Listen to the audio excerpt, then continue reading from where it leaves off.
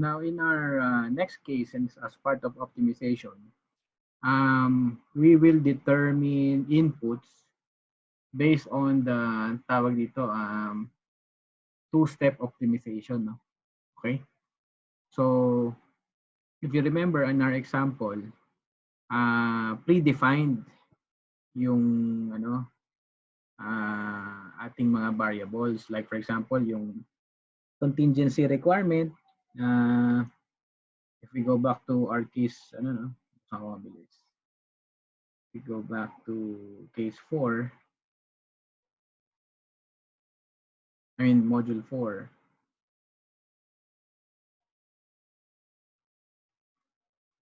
Di ba predefined na may sinabi tayong 340, 100 yung contingency tsaka regulation. However, if you must know, yung basis ng contingency is right now, kinatabi siya just in case merong malaking generator na mag-trip. Okay? And those generators na may schedule for contingency provision can immediately ramp up to replace the power that was lost due to the generator tripping. Kasi itong mga to mabibilis mag-respond.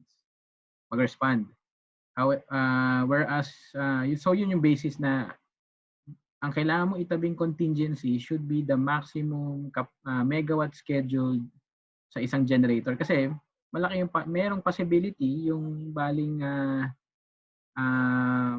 worst possibility of something that will be tripping a generator to trip is the largest generator. So kaya nagtatabi ka ng megawatt equivalent ng mga contingency providers and that requirement is equivalent to the largest generator scheduled. Whereas yung regulation currently is statistically na-determine siya to be dependent on the variation of load din. So based dun sa sa nakita statistically, it's currently yung variation na yun at real time is 4%. So kaya nilagay yun. So what we will do, instead of putting values here, yung nakasulat na talagang 340 sa 100, rather this will be part of our ano ba yung optimum na dapat na ilagay. So let's see. Again, let's put a column here for the schedule of the generator for energy. Meron tayong contingency and regulation. Tapos gawa ulit tayo ng lower, raise, okay? And operating limit na minimum and operating limit na maximum kasi meron tayong initial loading and ramp rate. So these values here will be the values that we're trying to optimize. Yung lower is just your energy minus your regulation, whereas your raise is equal to the sum of the 3. So yan yun. Okay.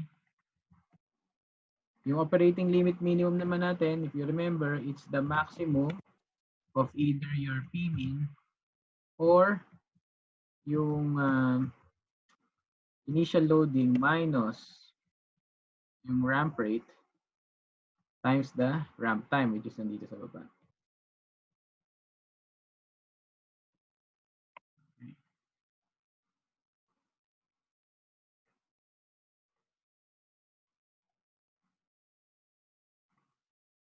Your maximum, on the other hand, is the minimum of your maximum or yung initial loading plus yung ramp rate times your ramp time. And so these are your minimum and maximum operating limits. We will also put a generator schedule here. For loads pala. Let's put it here.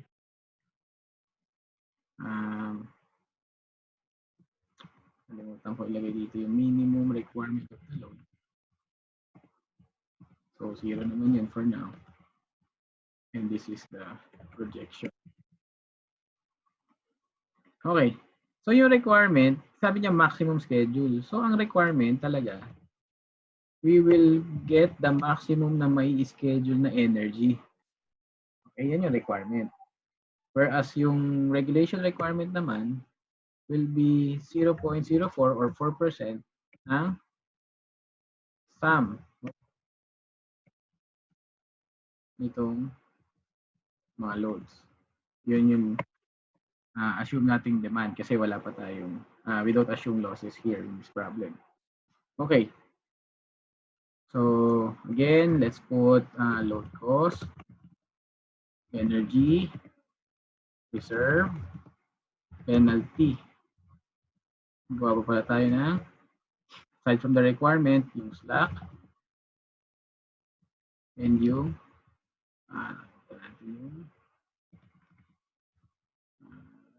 demand bid price.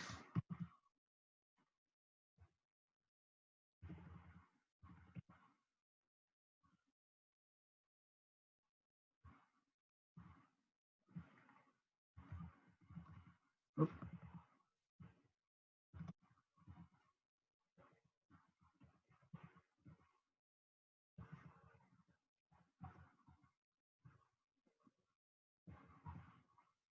Yung ating contingency is somewhat lower. And then yung ating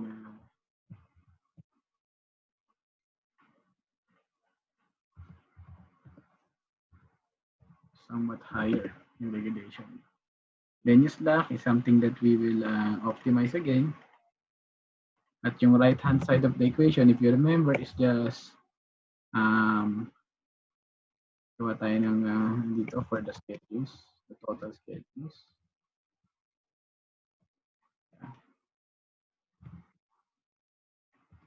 Schedules. Also the schedule for the load.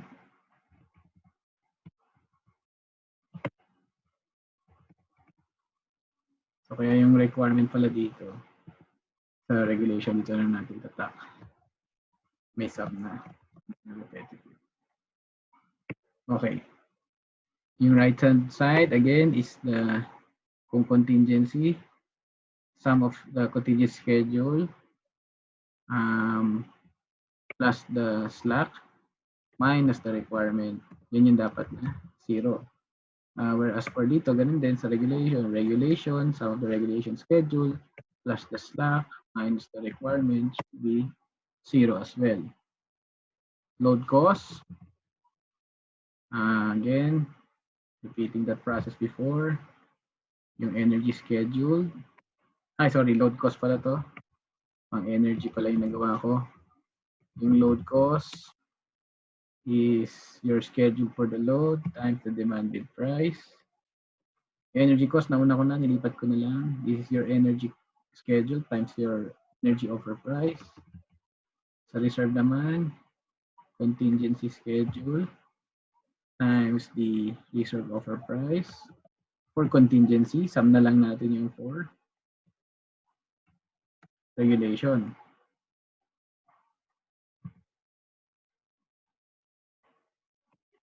And then last year penalty is the slack against the penalty. Okay.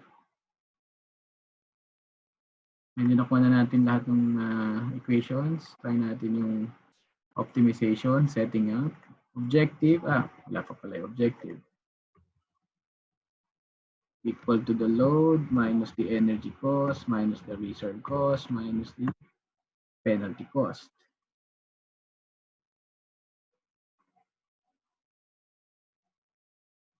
Our objective is this one, which we are trying to again maximize by changing these variables, hold control as well as this one and this one.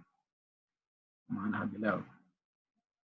By adding a constraint where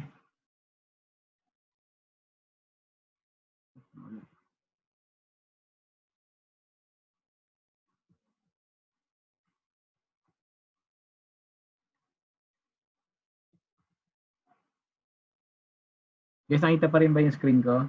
Or what do you see?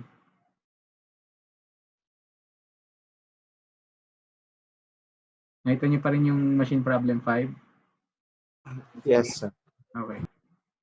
O, yung race, hindi ba nasagot ko yung tanong mo, Mr. Saldivar? What do you mean yung race ay, ano? Akala ko mali ako eh. Okay. Again, this is the objective, your optimization, add ulit tayo ng constraint, wala na yung sa energy, dito na ako diretso sa lower. Your lower should be greater than or equal to your minimum operating limit, whereas yung raise should be less than or equal dun sa maximum operating limit. Okay? Your contingency schedule should be less than or equal dun sa Rmax niya.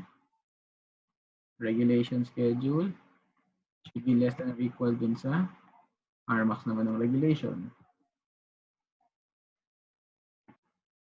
Okay?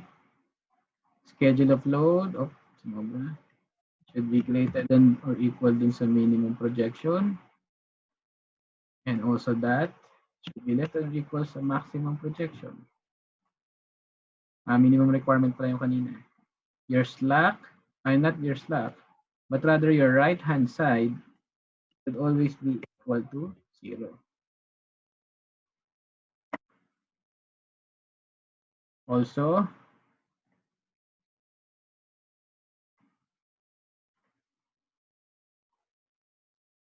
add pa natin, your energy schedule should be equal to your load na isusupport natin. Okay? Make sure na make unconstrained variables na negative kasi para hindi mag-negative yung values natin. And let's try to solve. Okay. Now, this is not something na you look at the solution, the linearity conditions required by this LP solver are not satisfied. So it's not as if invalid siya or non-convergent. Sige, try nating balik natin yung sa requirement. Try nating 340 and 100 to. Nang minanual ko lang. It found a solution, guys. Kita. Okay? So nagkaroon ako ng regulation na 100. Pero ang maximum na capability ko lang ay going back, only 1920. Tama? 1920 less 100. So meron akong 1820. Yung total load ko is 17. Yung aking projected requirement is 17. So pinuno yun yung matira sa contingency. So if you saw, kapag manual yung predefined ang ating requirement, nagsosolve naman siya properly. However, ang intention kasi natin, kunwari, ano ba yung maximum na na-schedule dito, guys? Dito is 550. Kung in-schedule ko lang sa requirement dito ay 340. Okay? At kung mag-trip itong 550, hindi ko siya masusupport. Kasi 340 lang yung tinabi ko. Whereas ito naman, 4% ng 1,700. Tingnan natin. Is actually 68. So, okay, sobra pa pala. 100 yung in-schedule ko pero ang kailangan ko lang 68. So, mahirap din yung predefined. Mas maganda yung two-step na optimization because you're checking if it really, based on the schedules and results that I will be providing, would it really yield me the most optimal solution? So, balik natin doon sa requirement kanina. Pero paano natin papasolve? Now, this is where yan yung weakness ngayon na linear programming. Okay? So, try natin yung ibang solution such as GRG nonlinear to solve this problem. Yan. Kita ba? Okay. So in this case, this is the most optimal solution that I can obtain. Okay? Although, 68% na lang siya at 17 na lang to, really, this will be, kasi kung ano nang matira talaga, kahit ano namang mangyari, at least I optimized my regulation requirement kung saan equal lang talaga sa 4% ng mga na-schedule na loads. Okay? So this is for your case 1. How about for case 2?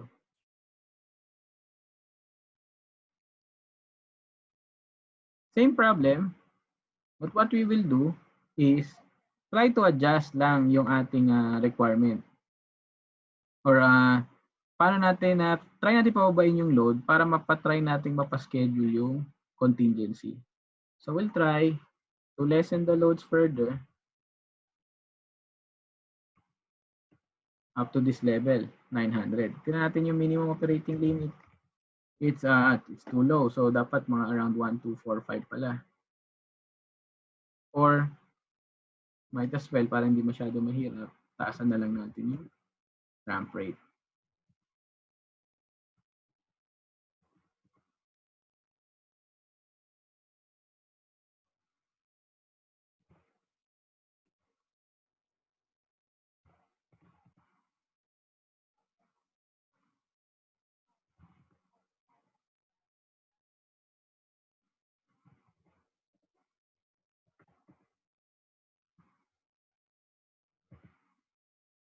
Okay, yan. 895. Pero dahil kailangan kong mag-regulate down, baka hindi applicable yan. Taasan din natin yung load. So medyo mahirap maganda. Okay, ito na. Pwede na ito.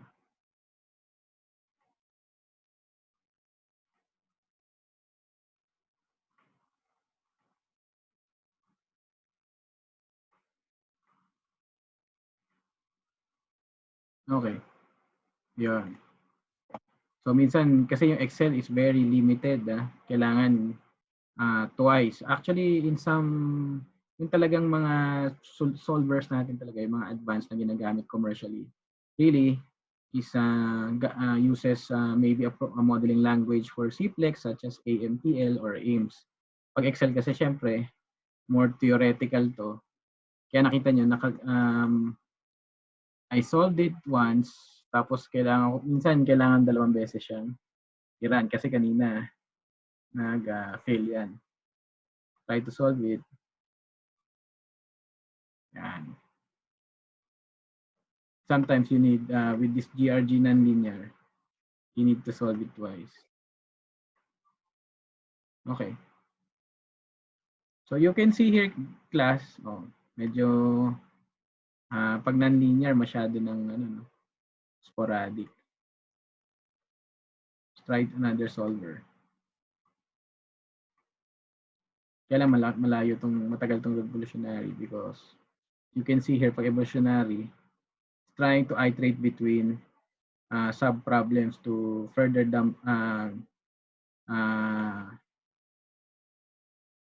minimize or try to go to the most optimal solution by forcing iterations. Okay? Stop na lang. Let's just really use DRG. Okay? Minimize na lang natin yung ating mga yan. Okay. So these are the schedules that we will be obtaining to achieve optimality. So you can see, ito naman, 4% of 1,1 is obviously 44, whereas yung maximum schedule dito, yun naman yung na-meet ko. Okay, which is 350. So this is the most optimal solution that we can obtain for this kind of problem while considering yung requirement for maximum generation schedule kasi yun lang dapat yung ating ino-optimize as well as trying to schedule for the loads dito which is dependent on so parang sinasabi yung two-step because the requirements are dependent on what we will be optimizing for the schedules of generators and the schedules of the loads. Okay, so you'll have to do case 1 and case 2 for MP5. All right. So I'll stop the recording.